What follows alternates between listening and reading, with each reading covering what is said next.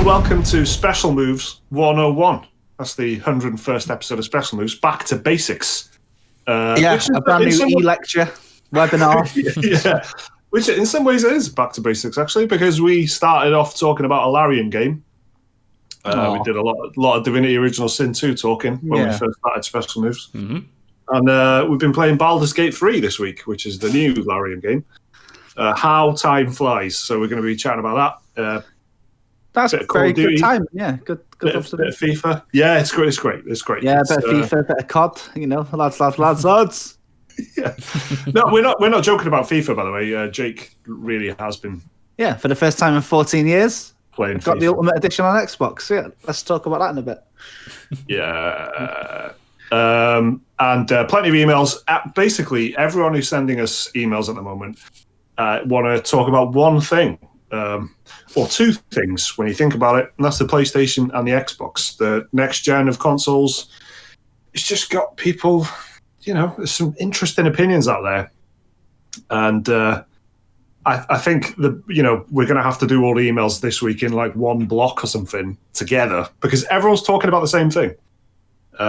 So thanks for everyone for sending in your Dear Special Moves correspondence. We'll get through that later on.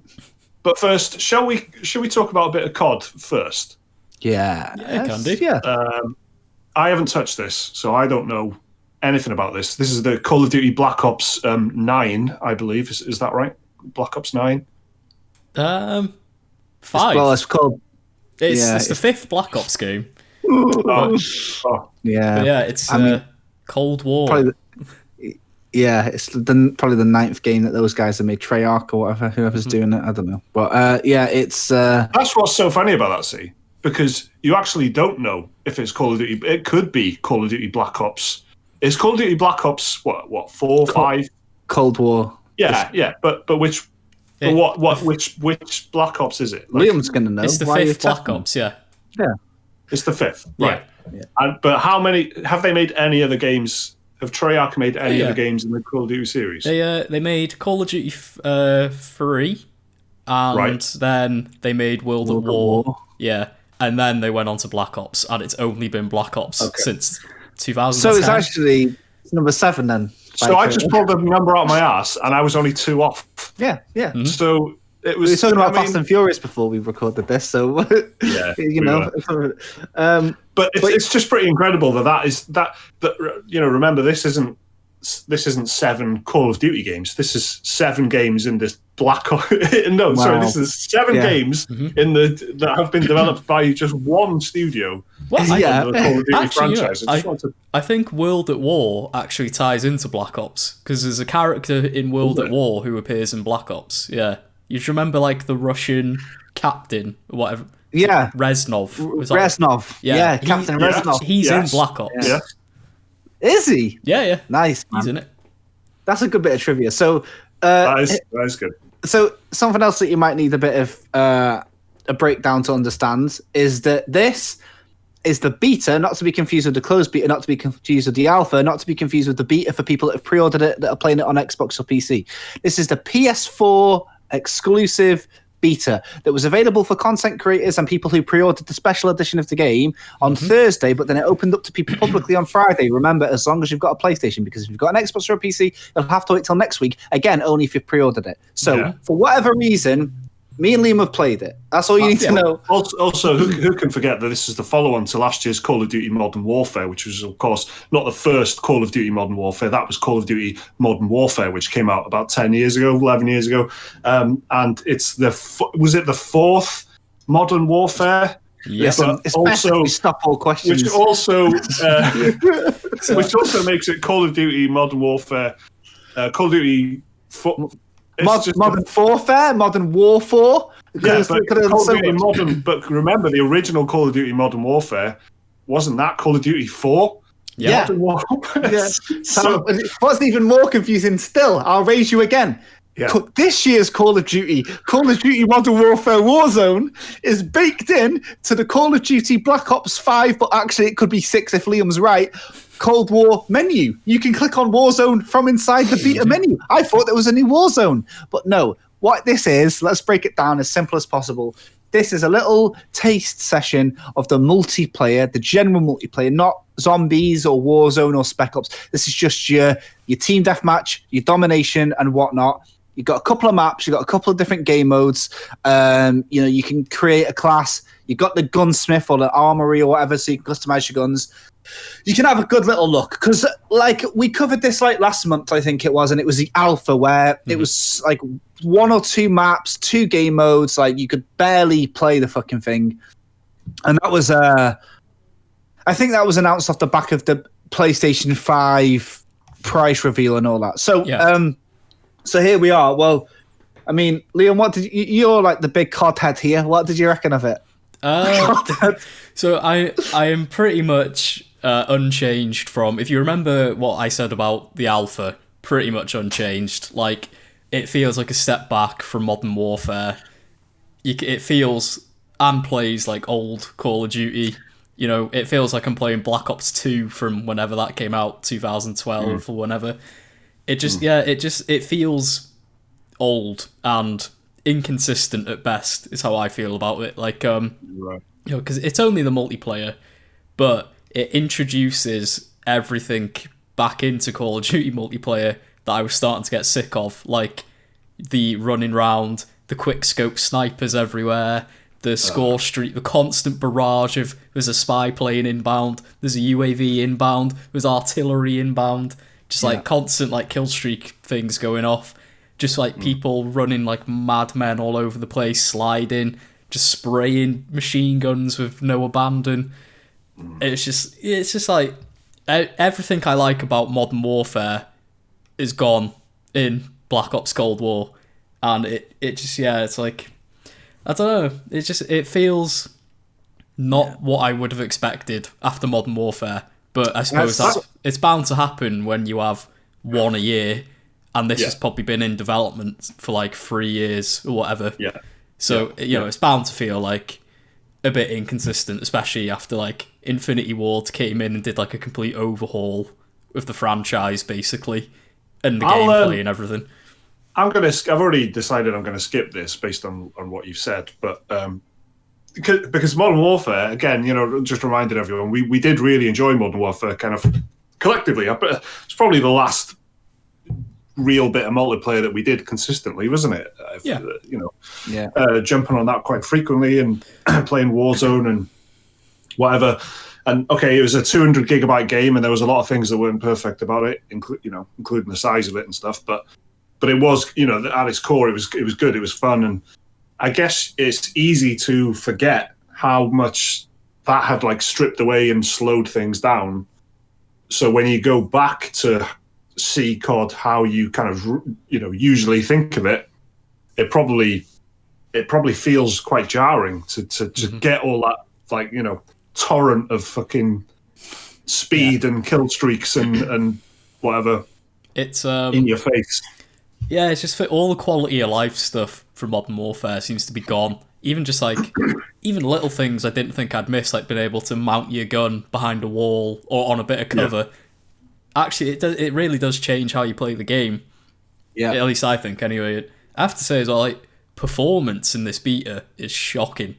Like, I can usually overlook like performance problems in games if I'm enjoying it, but I was playing a bit this morning and the frame rate was all over the place, just like constantly bouncing, and it made it like really like stuttery and horrible to play at times. Yeah, at first I thought it was like laggy. But then I realised, like, you know, it's not. And I looked online, and people said exactly the same thing. Yeah, it's just a very unusual thing to see a game do something like this, where there's like a, you know, I don't know, like it feels like it's reverted. Like Call of Duty as a franchise should be a very linear progression upwards in quality or features or whatever. It's odd that you see, like, if Battlefield 6 comes out and it's got loads of stripped down things, like mechanics taken out and stuff like that, it would just seem odd and backwards and weird. Not iterations on things, just like a complete lack of features that the previous game had. It just feels stupid to me, and I guess that's what happens if you've got two studios working on stuff. But it's like, I don't know how to say it in a nice way, but it just feels very much like Treyarch are the B team, and I know that's really horrible to say for the hundreds of people that worked hours and hours on it, but it's like you're calling yourself a Call of Duty, and it feels like a spin-off. Like it feels like a spin-off, and that's the only way to describe it. But I played it online for a bit. I played different modes, and I don't know if it was like I got access to it early, so I don't know if it was because of the clientele, like the people who were playing it were either like super hot YouTubers or people that have spent £90 on the game, so they're already so into it. They've pre-ordered the PS5 version for the PS5, so of course I'm gonna get fucking destroyed by like Reapers _Revenge X or whatever they're called, and there's a lot of this sort of like dolphin, like try hard shit. There's just a bit like, oh god, I feel my life getting sapped. I've already got a headache. Like I'm not. Yeah, do you know what? Honestly, just by proxy, you're exhausted. I can tell. Like, but yeah, well, I played the alpha, and I think we said something very similar in the alpha, and it was just a bit unusual to see. But now that the game is in a bit. I guess it's in its final stages because we're talking a matter of weeks until launch. If you quite enjoyed, maybe you didn't buy Modern Warfare, maybe you played it at a friend's house, or you've played Warzone, and you think, I'm quite into Warzone, should I buy this? Warzone's more like mechanically complete than this, and they're asking for a lot of money for it, so I probably would skip it. So does Warzone will Warzone still feel like Modern Warfare gameplay? I think so, because you need Warzone installed still, which means it'll probably be running off that program on your computer or console. So it's all of a sudden, I know. There's no cohesion there, right? Like it'll feel different to play. Yeah. And when you can A and B those games from the same menu, that's odd. That's odd. It's a mess, basically. Like the whole thing is just a bit. We had to start off with this sort of thing. So again, right? So if you've listened to this and you still want to try it, and you're an Xbox or a PC guy, you can play this weekend coming up. Yeah, I think if you pre-ordered it, or maybe for free. I think from you pre-order it, you can play it from Thursday on PC and Xbox, or if you want to just wait, you have to wait until this coming Saturday. Is it the 16th or something? Yeah, sounds about right, I think. Yeah. So, by the way, I again, like, you're gonna have a better time when you wait for the rabble to come in, because I played it on Thursday and got leathered, like, and then I played it the next day when it was like open for everybody, and it was way better. Yeah. So COD. Well, that sounds tremendously unappealing. Let's move on to Baldur's Gate 3, which we've all played. It came out into early access on Tuesday. It's on PC and Google Stadia, isn't it? Yeah. Of course it is. You asked the right guy. You come to the right make guy. sure that happened. Listen, guys, I think we should launch on Stadia. So it's a follow-on to the kind of classic BioWare series, Baldur's Gate, of course. Baldur's Gate 1 and 2 are classic titles, and in many ways kind of a follow-on to Divinity Original Sin 2, because that was the last game that Larian Studios made. It kind of feels similar, it certainly looks similar in certain aspects, a lot of similar ideas in there, but it's a really interesting return to a series that you last saw in the, what was it, early 2000s, late 90s? 2002, I think. So it's been a while, and it kind of, most reminiscent of something like Fallout, I guess, where you had Fallout 1 and 2, you didn't have anything for years, and then all of a sudden you have Fallout 3. So it's that kind of scale that you're talking about. So I've been really enjoying it. What have you guys made of it so far from what you've had with the early access? First, if one of you could tell us what's available in the early access build of it to begin with. I guess I'll go. It's the flipping first act of the game. So a good 35-hour linear campaign if you want to just go for the, I guess they call it the golden path. Yeah, if you just don't do any side quests, any meandering, which I think is largely missing the point. Like it's like, imagine if you did play Fallout 3 and you just did the main quest and didn't do anything else. So but it's like a 35-hour thing. It's a huge map, and about half of the playable races feature in it. I guess a big thing about Larian games that people enjoyed about Divinity is that like it can seem a bit overwhelming sometimes to start a character, even though some people love that. Like there's people that I saw on stream this week who were 2 hours in the character creation screen, which to me is alien and freakish. To be honest, I can relate to that. Cannot fuck with it. Looked like a Sims mod for the 2 hour stream. And then, but so some people want to pick an origin character, but they're not in the early access yet. So yeah, so what you do get is like the first third of the game, but it's pretty feature complete. It's just going to be, I guess, fixes and tweaks to the mechanics at this point, but you can still play multiplayer with your friends and whatever. So that's what it features. Liam. Well, actually, I haven't played the game since it launched. Okay. I played it before launch, but I wasn't allowed to talk about it, obviously. And then this week, I have been launching the game, so I've been so busy crying about emails that I've got that I haven't had a chance to play it. So, I mean, I'll talk about it. I'll just follow up after. But I wanted to know what Liam's got to say because Liam isn't a huge CRPG head, so it's probably going to be a bit more appealing for people who aren't massive fucking nerds, basically. Start from the beginning, Liam. I guess. What did you make of the character creator and stuff, and how did you find getting into it? So the character creator, I thought it's really well explained. Like, you know, there's plenty of tooltips to help you out if you're confused on anything. You know, if there's anything you're not sure about, just hover your mouse over it, and there's a nice little helpful tooltip there for you, ready to go. But yeah, it's like for the early access build, it's still very in depth. Like, yeah, like you got to. I think there's already plenty of choice in the races and, you know, the backgrounds. You can have, you know, like Outlander and Cleric and all that, and all your different starting classes. And I think there's a nice variety of classes to the character creator. Like I went for a half-elf ranger with an Outlander background, so I'm like a very foresty hippie half-elf. You know, one with nature, with my bow and everything. So that's how I went for. Called Darren, of course, because he has to be. Yeah, the classic. Don't know why, just default name for any character creator, Darren. But yeah, like it's good. And then I'm not sure where the create your own waifu part will come in, but I did. I noticed that was a bit of a character creator. I thought that was weird, to be honest. I was like, what the fuck is this? What is it like? Create your partner or whatever. But the voiceover says, you know, who do you dream of at night? And it was, and I was like, oh, okay, all right, well. So I guess I'll. Well, so I just from that point on, I just refer to it as the waifu creator because that's what it is. Yeah. It's a direct response to Genshin Impact. Yeah. Yeah. That's why the game was delayed. They're just chucking a waifu generator. Yeah, so like the character creator, I thought was really nice and in depth.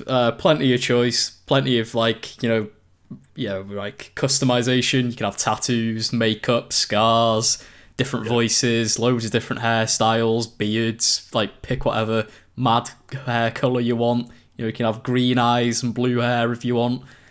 All the staples of a good character creator. But yeah, it was quite nice. And how did you find getting into the game and getting to grips with it? Again, pretty easy. Pretty like I wouldn't say it's like there's not like a heavy tutorial or anything. The game actually just sort of throws you into it. But it does. It really does. It really does, yeah. But I thought it was quite easy to just like pick up on things.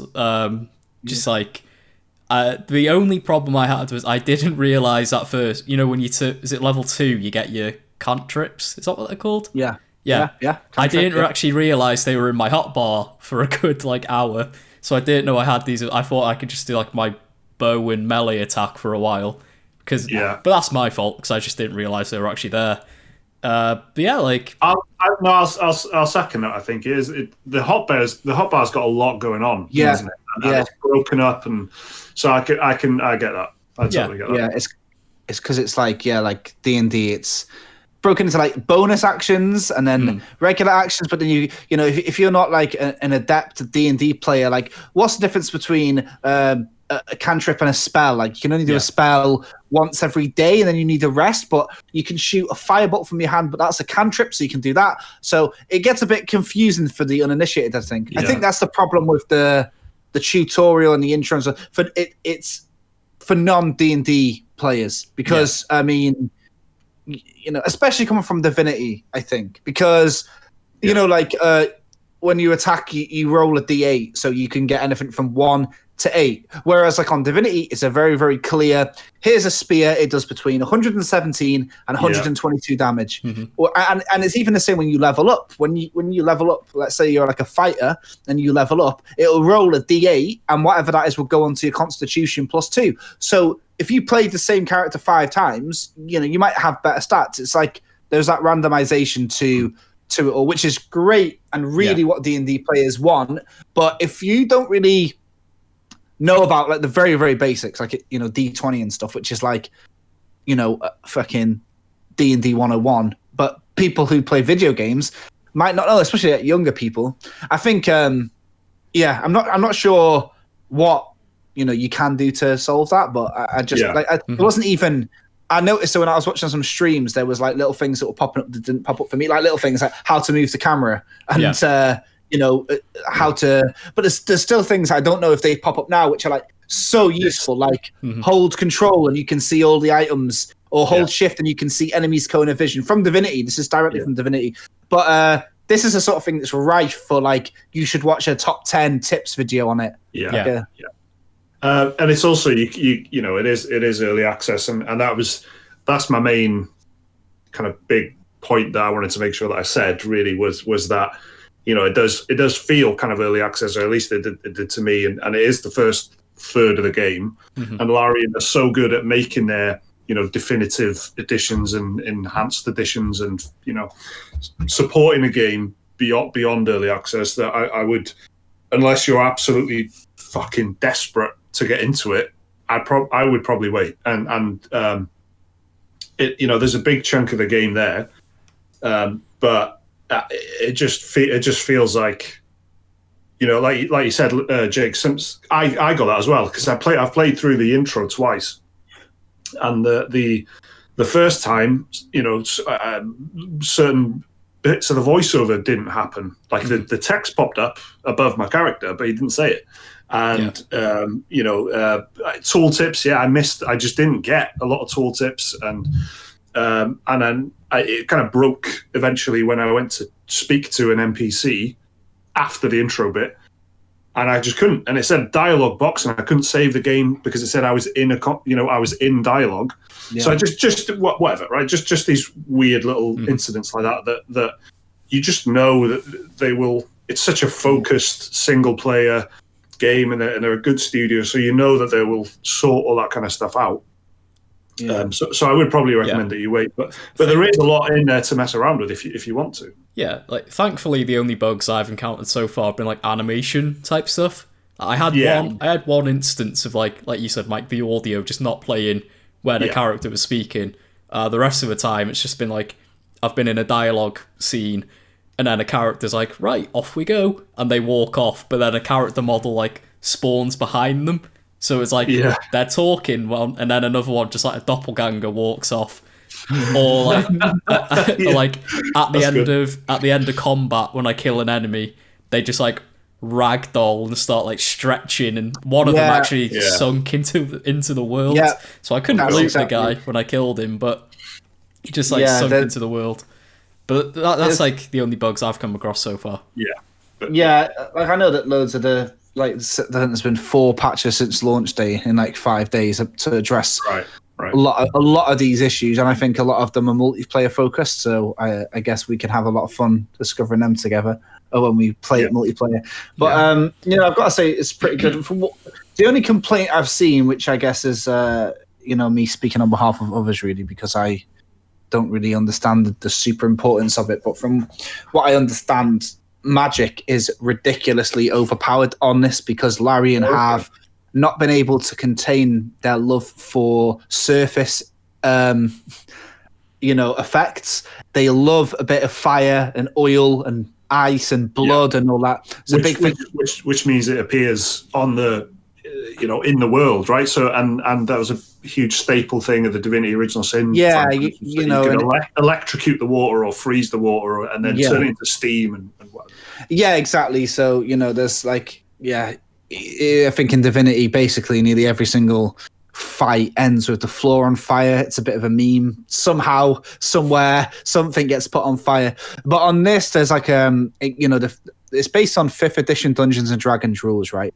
Which, like, long story short, like, spells are super powerful, but you can only use a spell, like 2 spells or so many spells before you have to have a rest, like go to your camp and rest or whatever. But with cantrips, which are normally quite weak spells, like there's one that's frost or there's one that's fire, you can use them a lot. But because Larian have added their own thing in, the surface thing, which isn't really very prevalent in real D&D, what's happened is that you can use the cantrips to, like, devastating effect. So what I mean is, you attack somebody with your melee character and they squirt blood out of them because Divinity and all these Larians, they've got a lot of blood. So all of a sudden there's a blood pool on the floor. Then you can use your weak little cantrip frost spell to freeze the blood, which will knock them on the floor, and falling over and going prone is big damage in Dungeons & Dragons, and it will make them miss a whole turn. So for such a small reusable spell, you're getting a lot of bang for your buck, to the point where a lot of, like, hardened D&D fans are like, this is, like, game breaking because it's so exploitable, and nearly every battle opportunity in a Larian game is full of barrels with grease or whatever. So I'm wondering if that's going to be something that they will actually look into fixing. Hopefully, because it's such a huge thing to take out of the game, but it's like, apparently it's like super exploitable. Yeah. Well, so, I remember you talking about Divinity Original Sin 1, Jake, and how, like, crowd control was so, you could basically win any fight regardless of the enemies, because you could, if you knew which spells to cast in which order and things like that, you could easily kind of manipulate the enemies into being useless. If you went at them head on and just started melee attacking and dealing damage, you probably would lose. But if you started casting these, like, spells that would put them to sleep or whatever, it was quite easy. Yeah, it was. That's exactly it. Like, I beat Divinity 1 on the hard, and it was not very hard. It's like about as hard as Divinity 2 is.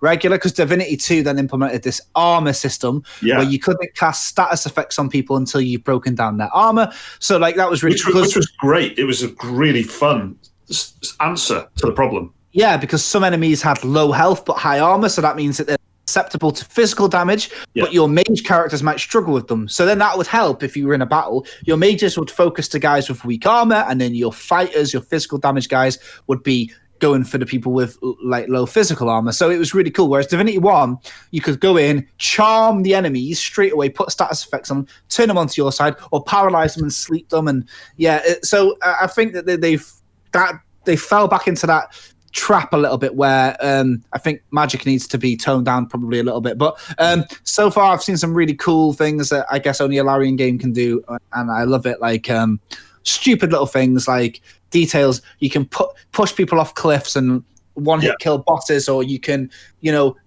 break someone's skull by throwing a potato at them and then eat the potato. And there's all sorts of really cool little details that I like. I just wish I had more time to play it this week, to be honest, because I've been looking forward to it for a very long time. And I think we're going to play some after this, I think, together for the first time. So yeah, we haven't played any co-op yet, have we? So I'm sure we'll have more to say about it next week, really. Mm-hmm. But Liam, is there anything you've kind of particularly enjoyed about it so far?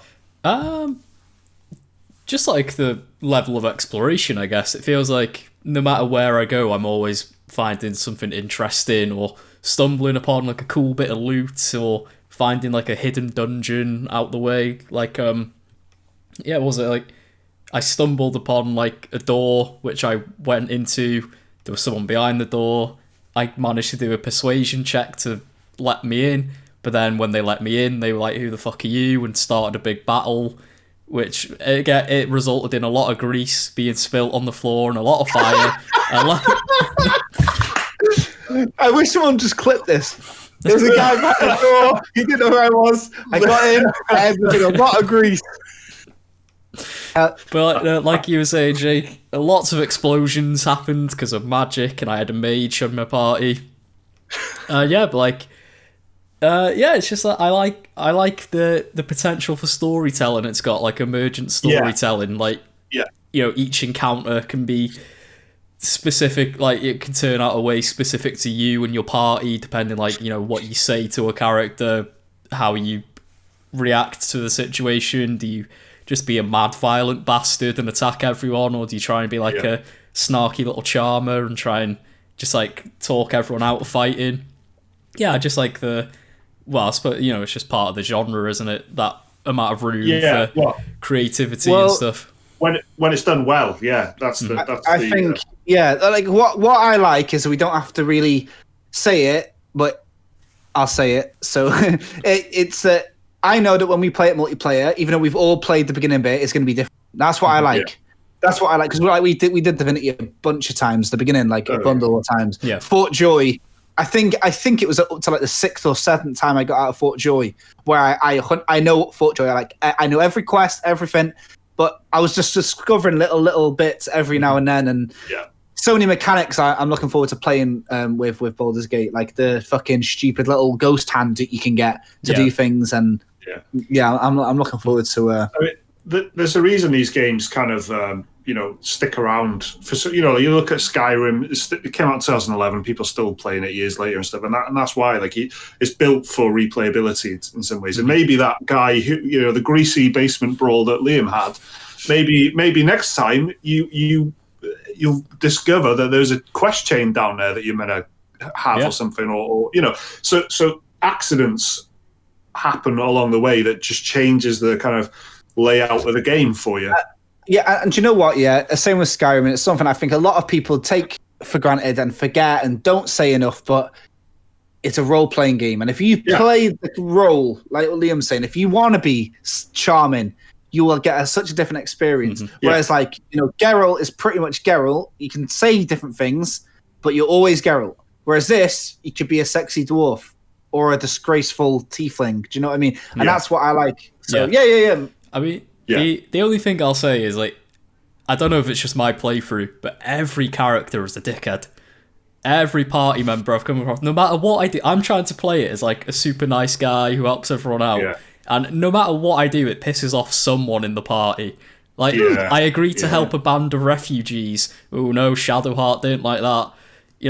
I say, sorry, I've got my own needs to look after. Oh, Gale didn't like that. He says I should have helped them. Now that we're a team, we'll just kill them all. Yeah, easy. True. That's it. What's about Liam? Just no matter what I do, there's always one character who calls me out for it, no matter what it is.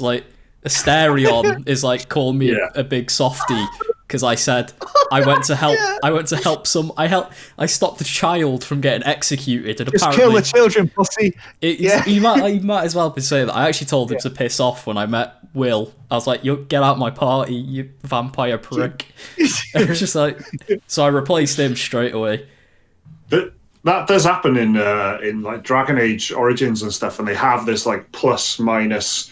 They didn't have a morality system in Dragon Age Origins. It was great. They had a party relationship. Yeah. So your different characters, you could only affect what your party thought of you. So then some of them would be strongly in favor of helping people out, and the others would be like, "Oh, we haven't got time for this," and all that kind of stuff. So you'd have managing your relationship with them, which is a good way of doing a morality system. I thought, anyway. It's that kind of thing, isn't it? And maybe that's a good opportunity to just mention as well how this is totally different to the presentation of past Larian games. If you played, and obviously the original Baldur's Gate series, there's a lot more BioWare-y cinematic dialogue, Dragon Age, Mass Effect type stuff going on. The camera goes in super close. Even when you're playing the game, you can zoom in, scroll in, super close. You have the camera behind you, the whole game, which I don't think I've ever seen anyone do it yet, but it's just a home button and you can do it. Do you know what? Yeah, obviously I work in close to this game, so I didn't want to say it because it sounds like I'm trying to Well, even though my opinion doesn't matter really, but I'm surprised so far that more people haven't mentioned that it is like good era BioWare. To be honest, it is. Like No, articles have, like I was expecting it. I was quite when I played that. I was like, people are going to say this is like the old BioWare, but not really. To be honest, what was the first thing I said to you before we started recording this? Was that it kind of I would like to see them doing it. It certainly made me think of Larian not as a CRPG studio and as a they could potentially do a banging fucking AAA RPG in the mold of Dragon Age or Mass Effect or something. Because it's good, and the voices are good as you'd expect. I mean, I do kind of miss the guy from Divinity Original Sin 2, but I guess that would make it just feel like Divinity Original Sin 2. The narrator voice. Yeah. But, what's crazy about this that I didn't even realize it. And he made a female dwarf, and she was narrating the whole game, and he really picked up on that, and he was really receptive to that. He was like, "Is she going to talk for the whole game? Am I going to be narrating the whole game by myself? That's voice acted the whole thing." But I could have picked loads of different voices, and I was like, "Yeah." And they were like, "That's crazy," because that means all these voices would have had to do this whole thing. And I was like, "Oh yeah, I didn't think of it like that." But yeah, it's true. Like you can pick, I think, 6 voices for each race. All of them all of those actors would have done the whole voiceover for the whole game, if you get me. Like just that dialogue alone is stupid. Yeah. Because there's so many voices you can have, isn't there? Do you mean your dialogue as the character's dialogue would be different for the whole game? Or because surely there's only one narrator, yeah? Surely. No, there's different narrators. Your narrator's your voice. So if you can change it, you can change the narrator's voice. So when you click on stuff, is the narrator the partner you make in the second bit of the character creator? Because I'm playing. Mine's a posh female. Yeah, same. Like I've got a really posh woman like narrating my game. When it's like, ooh, he senses the mind flayer trying to break his mind and stuff like that. I've got a really posh woman. Yeah, that's what. And then you select your character's voice as well, which also. And that's your in-game voice. Yeah. And then you can select your. Yeah. Okay. Yeah. Maybe you're right. Actually. Yeah. But the narrator in the Original Sin 2 is like this kind of Lionhead Albion type fable voice. But then this woman it's good. It's totally different. Feels like it belongs to the same kind of. I really reckon they must have had like big talks about not making it too like regional British, like Larian's other stuff and Lionhead, because it's funny how an accent can set a tone. Because even now it's like Lionhead, fable. No, it's totally true. But bottom line is it's good, really promising. But it is early access, and it's probably going to be in early access for a fucking long time, isn't it? Yeah, buggy. So just watch out. Yeah. Okay, so that was Baldur's Gate 3. Jake, do you want to talk about FIFA, or do you want to? I can do it really quick. I can do it really quick. Let's do FIFA because it's fast. Downloaded FIFA. There was no tutorial or anything. It was just straight away into a game. I think I was playing as Liverpool. I didn't pick. It just put you as Liverpool versus like PSG or something like that. Right. I played till half time and turned it off. That's it. That's FIFA. Dear Special Moves. Thanks everyone who sent us in emails to our Dear Special Moves inbox. We have had loads this week, as I was saying at the beginning of the podcast, but they're all kind of about the same thing, right? Everyone is talking about PS4 and Xbox. It's only natural. They're kind of a month away now before console release. And we have been talking a lot about the consoles as well on the podcast. So, but let's go through some of these and kind of get I guess it's like a straw poll type thing, but it does. These emails are interesting, I think. It gives you a sense of the way people are thinking a little bit. So if you want to send us in an email, the address is dearspecialmoves@gmail.com. Send us an email about anything you want, even if it's not PlayStation 5 and Xbox Series S or X related. Anything you want, and we'll have a read.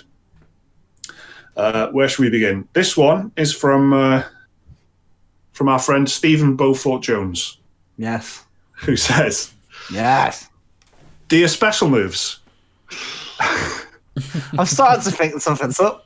I'm questioning You know, he's actually added Stephen Beaufort Jones has actually added the Emperor Palpatine quote saying, "I'm afraid the deflector shield will be quite operational when the Hey Gamers arrive." And I like the way this is going. But okay, so here we go. Dear Special Moves, I heard all the stories of £70 games for the next generation and PlayStation 5. However, I thought that, Simply Games and Shop 2 are always cheaper, so I'm sorted. However, even Simply Games are charging £70. Yeah. Now, this has pushed me towards the Xbox Series X through All Access, which is the pay monthly sort of thing. Yeah, like a mobile phone contract type thing, Yeah. Xbox Series X through All Access purely for Game Pass, and I'm just going to pick up a PlayStation 5 in a few years with all the cheap exclusives. It's strange how the companies have kind of swapped places since last generation, with Xbox being more consumer-friendly after all the shady stuff they tried to pull with the original Xbox One. Love the podcast, and congratulations on the 100th episode. Kind regards, Stephen Beaufort Jones. Is that a serious kind regards? Nice. But he's got the name of a Tory MP, isn't he? So of course he's for the Empire, isn't he? And so what do you make of that then? First Not wrong, is he? Someone who was fully intending on getting a PS5. It got me questioning everything. It's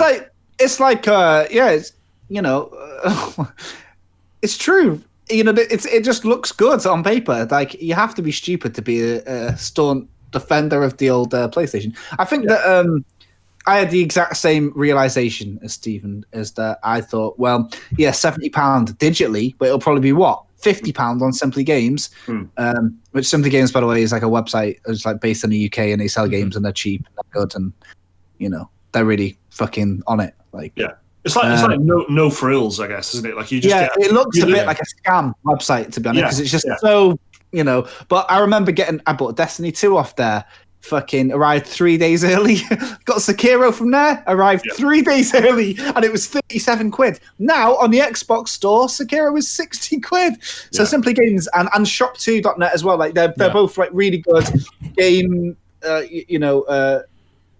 Physical game distributors. And absolutely no money has changed hands here, by the way. We're just honestly telling you, Simply Games is the first place I'll go to look for a game. That's exactly it. And that's only because it's the cheapest. And that's, no loyalty. Shop 2 is cheap as well. And I bought Fire Emblem from Shop 2, and it arrived. Pre-ordered it, and it arrived 3 days after. No, Astral Chain. I bought Astral Chain from Shop 2, and it arrived 3 days after. So I'm never going there again. Fuck them. But no, they're good, really. But Simply Games, I thought, okay, Demon's Souls will be £50 on there. No, it is not. It is full 70, and that's when I had that realization. And then you think, okay, that is what? Is that 8 months of Game Pass? Not Ultimate, just regular Game Pass. Is that 8 months of Game Pass? I think. Yeah, something like that. Pretty close enough, isn't it? That's interesting, but I mean, there's more of these. So I do want to read them out. So thank you, Stephen, for yours. Kind regards. Hey gamers, says Dylan in Smyrna, Tennessee. This is my first time writing in. I work in an assembly plant making car frames for Nissans. Thank you, Dylan, for sharing. Enough about me, though. My question is, do you think the Xbox Series S will start some developers away that want to push the boundaries of the new consoles? Start pushing the developers in a way that want to push the boundaries of the new consoles, considering it's not that powerful in comparison to the Series X and the PS5. I feel like if a developer doesn't want to limit their game, they might have to skip the Xbox Series S, which might give PS5 an edge. I'd love to know what your opinion is. I love the show. You guys are the best. Dylan in Smyrna, Tennessee. Thank you. Tennessee forever, man. Thanks, Dylan. I know what you mean. Yeah, like, I don't know. I think the Series S it's powerful enough to. We are talking about Series S, right? Yes. Yeah. Yeah, I think it's powerful enough to be like on parity with Series X in terms of like textures and not resolution. That's going to be like probably the big differential. Yeah, like so I think visually the games will look the same, like shadows are going to be the same, textures are going to be the same. It's probably going to have the same, like, lighting or ray tracing effects or whatever else they push in. But yeah, like, resolution will be the big, like, compromise. Yeah. It's like, I think we've already said. I think that's a smart way of doing it, though, isn't it? Don't you think? Because you understand there that it's. So the Series X is going to run games in 4K, or that's what it's aiming for, and the Series S is going to run games in 1440p. Mm-hmm. So you understand the difference there without thinking, okay, well, is it a lower frame rate or whatever? They've just told you what the difference is. The resolution isn't as high. Mm-hmm. So it just means that, when you're creating a game, you only need to factor in resolution as a variable. As long as it can render, it has the ability to render as low as that, then you don't have to limit other functions of the game, basically, innit? So, it's not like, I guess it's like making a PC game, innit? When people are making a PC game, they don't just make it so it works on Ultra. So to that end, limitation isn't really that much of a factor, to be honest, right? Mm-hmm. So I don't know how much it anchors stuff down, basically, is what I'm saying. Like, I don't know if you would get a PS4 Pro exclusive this generation just gone, right? So, and maybe if we did, they might be a little bit better looking, but probably not too much. So I guess maybe that would be the difference in quality would be missing. Yeah. Mm-hmm. I think the only slight, the place where I would kind of raise an eyebrow is the fact that Microsoft says that games will run on the Xbox One X, Xbox One S, and Xbox One, as in the fucking minging console that came out originally, right? So that might be a bit more of an anchor, but that's it's just the same. Like you can release a Total War game, on PC, and you can the what do you call it? The scalability of it is huge. Like you can have a spectacular, really good looking game where there's just thousands of units, or you can have a really ugly looking game where there's a couple of hundred units, because based on how strong your PC is. Yeah. Mm-hmm. So it's not that alien to developers to have to think about the scale of performance, is it? I don't think so. I guess it happens with PlayStation 2, right? Like the one thing that I'm very aware of at the moment is that the new Horizon Zero Dawn, which doesn't even have a release date yet, is going to be on the PS4. Yeah. So it's definitely not going to be the because when I was thinking like 2 years ago, even maybe when God of War came out, there's that bit where there's like that, you see the turtle or whatever, and the way that it looks, I remember being blown away. But I also remember thinking, God, the PS5 is going to look good or whatever. And the first game I thought of in my head is, imagine Horizon Zero Dawn, but on that. And now now I'm thinking it's probably not going to look as good as I want it to. It's surprised me that I'm not surprised that Xbox has tried to do this open, platform thing, because it's a cool idea and it seems like it's fair for everyone. Mm-hmm. I am surprised that PlayStation have done the same thing with the PS4, because it's a cool idea and it seems like it's fair for everyone, and that's not what that's not what Sony does. They kind of, I'm surprised that they've decided to do that. Not cool. Not fair for everyone. Yeah, exactly. So I'm surprised that they've done that. But okay, there's more of this. There's a lot more of this. So thank you to Dylan in Tennessee. This one is from, well, this is confusing, Chester in Sheffield, who also says, "Hey gamers," this is back on the topic of kind of value and price. Chester says, "Hey gamers, I'm 21 and lucky to be starting my postgraduate degree in sociology very soon. I was planning on getting a job around this time, but something happened to the job market, so I made the decision to spend another year in education. I'm lucky I can do this, and I'm lucky I have enough money to pre-order a PS5. My friends are also mostly 21, but in completely different life situations, and none of them will be able to get a PS5 or Xbox Series X this Christmas. So that kind of sucks. I suppose this is where the Xbox Series S would shine, but I know this won't be what they all want, being unable to play their old Xbox 360 or Xbox One disc games. So they've got collections of stuff, which I hadn't even thought about this. I wonder if some of you guys share a similar mentality with the friends that you know. For me, I guess all I can do is invite them around and either take turns on Spider-Man or play some Sackboy co-op. That's for the podcasts each week. Chester from Sheffield. I don't know why that sounds so sad, but... Sackboy. No thanks, Chester. We're having a Domino's and all talking about you. Shout out Chester. And play some Sackboy. Try that on Tinder, Chester, and let us know how it goes. I'm into a bit of Sackboy. I like playing Sackboy with my friends. Shout out Snake Pass. So listen, I've got to say,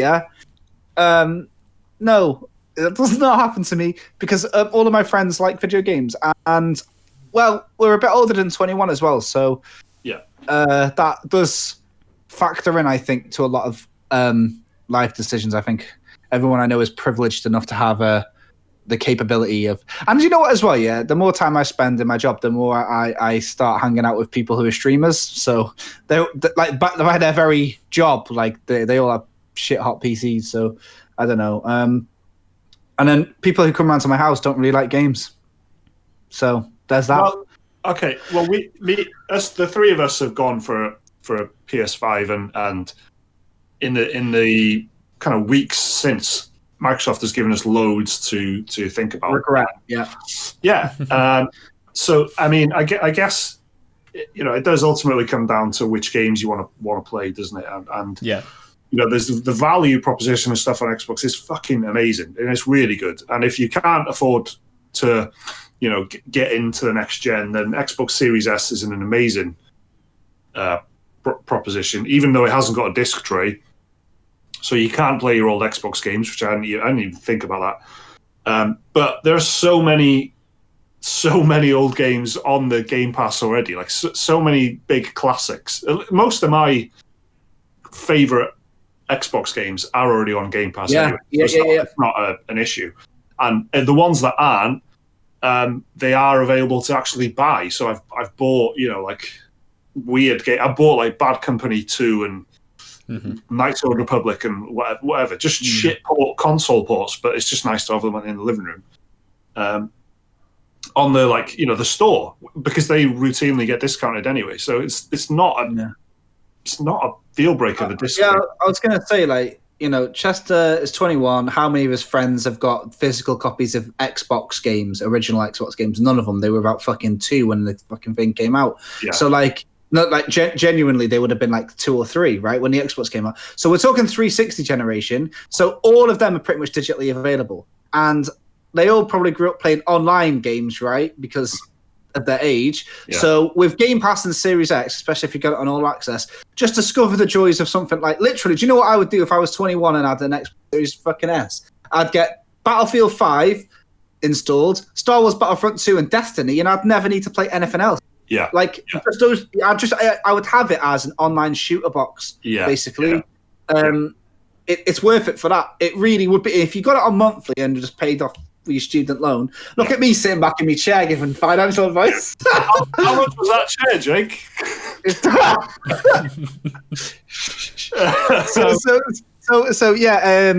I would consider. I would consider looking forward, Chester. Tell your friends to look towards the future. Look at the horizon. Is what.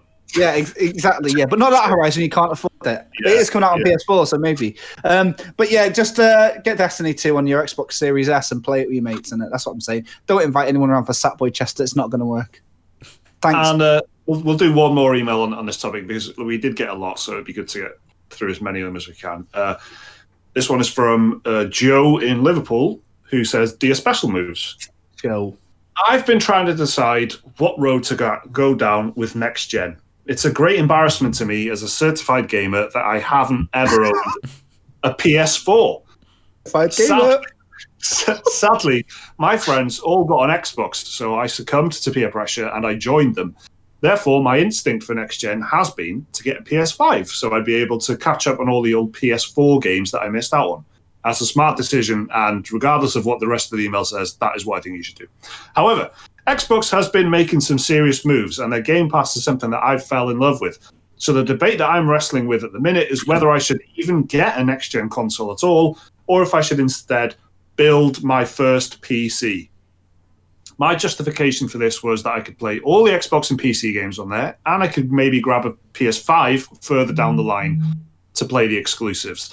After doing some research, however, I was reminded of PlayStation Now with some tactical membership. I'm just going to quickly Google that myself so I can be reminded of it. Yeah, that's so funny. With some tactical membership to Game Pass and PlayStation Now, when good games get added, I should be able to check all the boxes when it comes to games that I would like to play, all of them on one PC. Now, my question for you guys is, if you would recommend PlayStation Now, or whether you would say buying the console and the games rather than streaming them would be the better option, even if it does make it more expensive. I guess the only way to check how PS Now runs for me is to give it a go on my connection, but I just thought I'd inquire with the experts and see what they had to say. Hope you're all doing well, Joe. Thanks, Joe. Thanks, Joe. Thank you. I think this There's PC... a lot of games on PS Now, man. Fucking hell. Yeah. 700 odd games on here, you know. You've got Chess Ultra. 700 odd fucking subscribers as well, isn't there? Yeah, as a Google Stadia brand ambassador, I'd like to say that other streaming platforms are available. Well, go on then, boys. What do you think?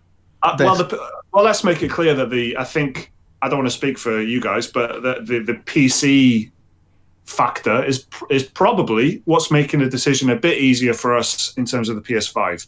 Because so whenever, you know, as much as we've talked over the last few weeks about why, you know, how good the Xbox proposition is and how much we like what Microsoft are doing and how much is giving us doubts about the PS5 and our pre-order and whatever, which is just that's honestly how we feel. We do all have PCs, and you know, Microsoft are doing this open platform thing where all of their games are going to be on PC anyway. So, well, I mean, to take that one step further, all of us also have Xboxes, and Xbox are not bringing out Microsoft are not bringing out a single game that only runs on next gen until 2022. They said so. So, Joe, you have an Xbox that will work for 2 years, so there's no rush. But if you get a PS5, like I don't know if you saw what they announced at the last thing when they revealed the price and whatnot, but like there's pretty much not pretty much all, but a lot of the good games are going to be on PS Plus or whatever. There's like, what have you got on there? Like God of War, Persona 5, Monster Hunter, obviously Bloodborne. Days Gone was on just- there. I don't know if you can count that as Battlefield, one of the Battlefields. Battlefield 1, One. Yeah. Which is from like 6 years ago or something. Yeah. But yeah, so quite a lot of good games. Like it's worth it for Bloodborne, God of War, and Persona 5. I'd say it was worth checking out. But well, then again, Monster Hunter isn't an exclusive, so you've probably already played it. It's actually on Game Pass as well. Yeah. There we go. But that's just the big thing I've been saying to people is that like there's no games until 2022 that I can't play on either my PC that I'm on right now or my Xbox that I have downstairs. Whereas the PS5, from day one, I need to play Demon's Souls. And I can only play it on a PS5, which is why I am making a decision against all logic and buying a PS5. Yeah. I think, you know, ultimately what Microsoft are doing doesn't suit us because we're almost, you can see why Xbox would be an amazing proposition to anyone who didn't have any console at all or only had a last gen, system or something. Yeah. So you get 250 quid and you're in, and then 10 quid a month and you've got an amazing collection of games. But if you've got, if you're really into games and you like, it's still basically getting a PC and getting a PlayStation 5 is basically the best way to make sure you're covered, isn't it? Whereas Xbox Series S is probably the best way in to playing games. Having a gaming PC and having a PlayStation 5 is probably the best way of making sure that you can tick off as many, exclusives and genres and whatever as possible. Yeah. And then chuck in a fucking Nintendo Switch the following Christmas. And then you're good. You're still good.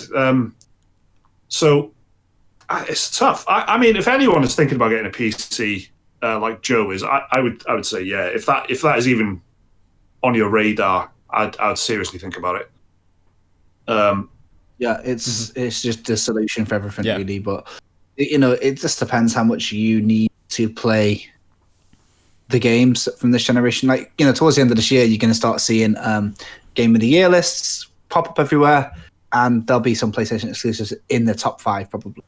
Yeah, I wouldn't be surprised. Sure. So, yeah, it depends on how much you consider yourself like into that. Like, if you want to play the whole top 10, Bloodborne will be in there probably or something. So, then again, who knows what's going to happen in the future, because we know that, like, Sony have been bringing some of their biggest titles and IPs to the PC. So you can play Death Stranding on there now. And Horizon. So I wonder what that means for Horizon Zero Dawn 2. Will that be available on PC the following summer? Who knows? I would say to Joe, still get a PS5, but do it in a couple of years, assuming that is still a good idea in a couple of years. Yeah. All right.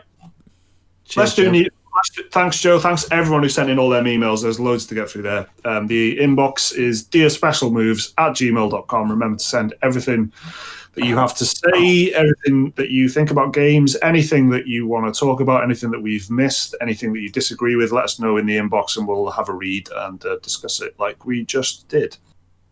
Okay, there's a few games coming out this week, so I guess we'll run through them pretty quickly. On the 13th, which is the Tuesday, that's the 13th of October, is G.I. Joe Operation Blackout, which is out on PC, Nintendo Switch, PS4, Xbox One, third-person shooter. Do you guys know anything about this? Yep. Jake? It's a G.I. Joe game. Doesn't look very good at all. Good luck to them. Game Mill, I think, are making it. Cheers to Game Mill. Good luck, guys. Okay. On the same day, they're competing with Remothered Broken Porcelain, which is also out on PC, Nintendo Switch, PS4, Xbox One. Adventure, survival horror game. Sort of a Amnesia clone made by an Italian. The first one, Tormented Fathers, came out a couple of years ago to like meh reviews. I think it was like an average 6 out of 7 out of 10. I mean, I've got the game already. I'm playing it. I mean, Amnesia's coming out next week. So, if you absolutely have to play survival horror, and you can't miss any of them, maybe pick it up. But Amnesia's out next week. Just saying.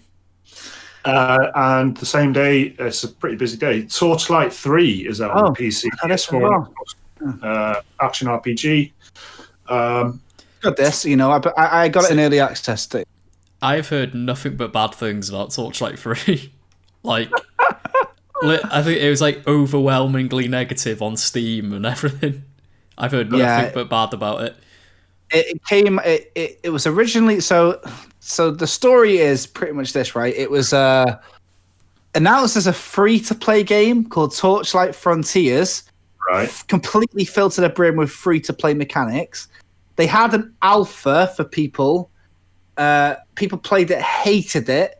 So they took all the free-to-play mechanics out of it, but like left the mapping and whatnot, and then said, all right, we're going to call it Torchlight 3. And then they put it out in early access for about 20 quid or whatever. That's what I know. So what I'm trying to say is the whole game was built around free-to-play mechanics, and then they took them out. So I don't know how well they sort of cemented the obvious gaps in the gameplay loop there. I don't really like these types of games at all, like Diablo and Path of Exile and whatnot. I played this and I thought it was pretty good. I put a couple of hours into it here and there, 15 hours or something, which for me is a lot of time. But if I like it and I don't like these types of games, that's probably a warning sign, right? Yeah. Because, what do I know? All right. And on Thursday, there's a little handful of games coming out as well. Cloudpunk is out on Nintendo Switch, PS4, and Xbox One. Nice. Merge games. It's a voxel style game where you play as a taxi driver in the not too distant future. Well, the not too distant future. There's fucking hover cars. It's like Blade Runner, but looks like it's been made with stickle bricks. And you work for a delivery company, and there's only one rule, guys. Don't ask what's in the package. You know, when you're delivering packages, but then the package starts talking to you. Ooh, so that's Cloudpunk. It's got really good music. Yeah, that's literally the plot of the Transporter, isn't it? With Jason Statham. It's makes a joke about that. You know, there's some pretty cool. It's got like a bit of a sense of humor, but it's also like kind of nice and you know, like there's I think your dead dog is the voice of your sat nav and just wants to have another physical vessel again. So there's a side quest you can do to turn your dog back into a synthetic being or whatever. It's pretty cool. I played it on Steam and I liked it. Right, it's like one of them narrative indie things. It's a couple of hours long, but it's quite cool. Shantae Risky's Revenge is out on Nintendo Switch. I feel like we said this, didn't we? Didn't we talk about Shantae like a couple of... Yeah, they're like... I don't know if it's like another port or it's a new game, because there's loads of Shantae games now, and I feel like I've lost track of them all. But they're pretty well regarded like platformers. Yeah. Tennis World Tour is out on the same day as well. Tennis World Tour 2, sorry. Yeah. Nintendo Switch. From a developer of a very exclusive list, I think. You know, they announced like the 10 games that you can't play PS5 from PS4. Oh yeah. Oh yeah. I'm pretty sure these guys made one of them. Little fact for you there. Okay. If anyone doesn't know, on the PlayStation 4, Sony has said all along that almost all games are going to be backwards compatible on the PS5, so you can bring over your PS4 collection to the PS5. Apart from a tiny list of games which was released a day or two ago. Mm-hmm. A tiny list of PS4 games that will not be playable on a PS5. Isle of Man, TT2, Ride for Life. There was a game called Just Deal With It, which I thought was apt. That was funny. You know, and a couple more. But yeah, I'm pretty sure these guys developed one of the games on that list, actually. One of the forbidden... What are we going to call them? The cursed list. Cursed list. Okay. The non-compatibles. The exiled. Yeah. Yeah. So on the Friday, which is the 16th, you got Crown Trick, which is on PC, Nintendo Switch, roguelike role-playing game by Team 17. Does anyone know anything about this? Nope. Sounds good. NHL 21 is out on PS4 and Xbox One. That's Canada sorted. I'm sure Jake will play the first half of one game of that as well. Worth every penny. Mario Kart Live Home Circuit is out on Nintendo Switch. Now, this is pretty interesting. I guess it's like a strange augmented reality type of Mario Kart game. I didn't know about this until you said about 2 hours ago. So what is it? It's Mario Kart. That's exciting news straight away, right? It comes with I'm not sure if it's just one or multiple, like actual little RC cars. And then... like a little toy. Yeah, like an actual like remote control car. And then you sync it to your Switch, and then it's got a camera on the front of it. So, and then you get these like little markers, and you lay out your own track, like around your living room or whatever. And then using the front camera on the RC car is like your driver's view, which you see on the Switch. And then that's how you control it. So it's basically a remote control car that you control from a Switch instead of like a cheap remote you throw a couple AA batteries into. So it's a bit of the cardboard thing that they did, isn't it? Really? Yeah, it's very Labo in its design. But Labo, what a horrible word. Yeah. So that's happening. Postal Redux is out on Nintendo Switch as well. I haven't played any of these games. Every edgelord stream. Every edgelord, baby. Yeah, it was one of these, wasn't it? It was, came out. You could kill people on it, and it was a bit of a. You played GTA? That's cute. Yeah, very, very like South Parky in its humor, from what I've seen. Yeah. And that's it. So. Thank you, everyone, for listening, and thank you, everyone, for watching as well on YouTube. Do leave your comments below. It does help when you do that. It's nice to have a little chat. Nice to have a little read of what you're thinking, innit? Especially if you're a babe, just sending us loads of love hearts and stuff. Well, Keep them coming in, girls. Don't need to make those requests anymore. Look at this guy flexing as well. It's going to be dozens this week, mate. It's going to be dozens. Remember to send us in your emails to dearspecialmoves@gmail.com, as I've said many times. And thanks everyone who supports us on Patreon. We did do a bonus podcast last week, so have a look out for that, where we talked about just some of the games we've been playing. Yep. Nothing nothing on topic as such, just some of the completely irrelevant things that we've been doing in terms of video games. More me wishing for Silent Hill to come back is what you can expect from the bonus podcast. It's fucking happening. It's in the air. It's in the air, isn't it? Silent Hill is in the air. Right, that was Special Moves 101. See you next week. Bye-bye. Bye.